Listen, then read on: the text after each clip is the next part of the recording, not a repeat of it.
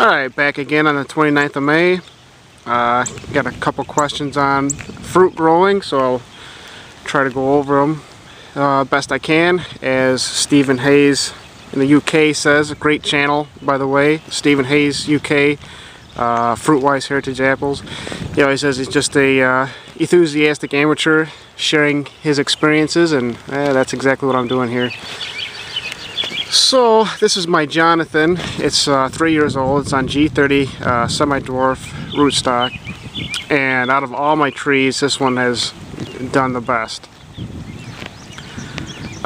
You can see it's got a pretty good fruit crop going there. Lots of little apple fruitlets.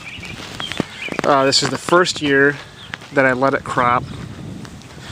I don't let them fruit in the first 2 years because you can run them out. You can stunt the growth a little bit, and I want to put the first 2 years of growth, I want to put it into getting some height, setting up fruit buds, so that in the third, fourth, fifth, and many years down the road I can get lots of nice fruit.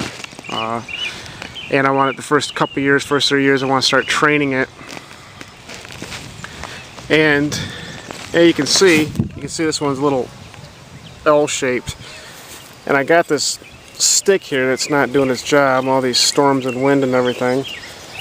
But basically I got a crutch, and I'll try to straighten that branch out.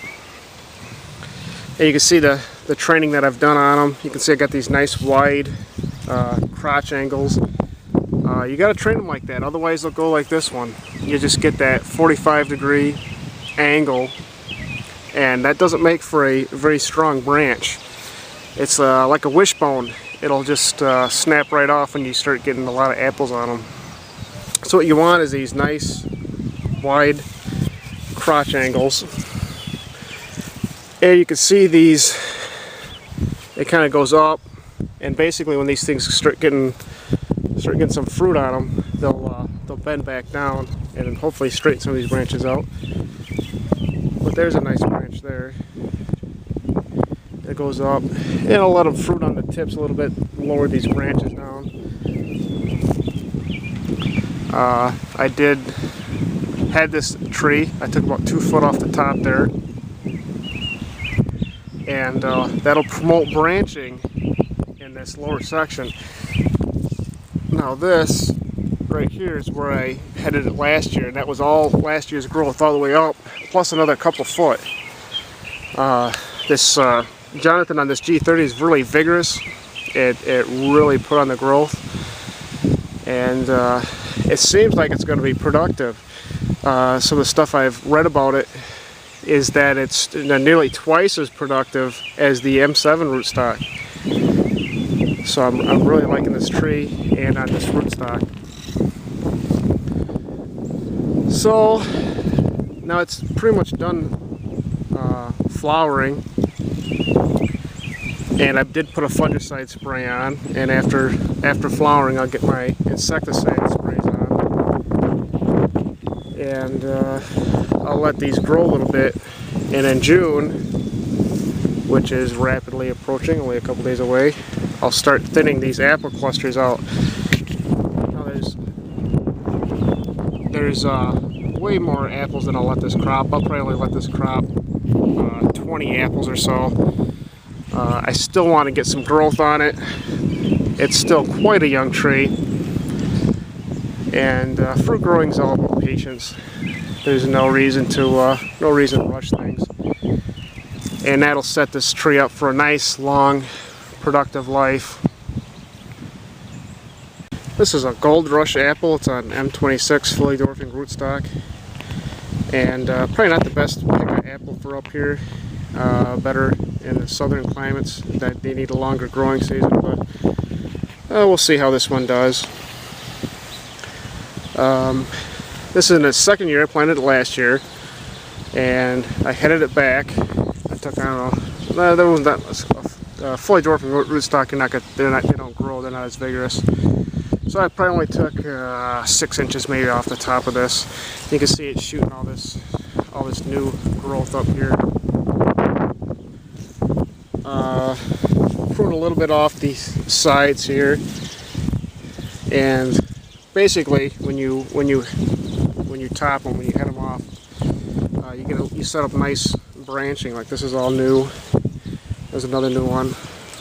So basically it sets up branching in the tier you want it, and then here's how you get some nice white crotch angles on young trees. Just set that in there, and you start. Right now is a good time to start training these, flatten these crotch angles out. These bigger ones you can use a bigger stick, but the principle is the same. You just put that on there and flatten these things out. So that's the gold rush, and maybe next year I'll get a couple apples off it.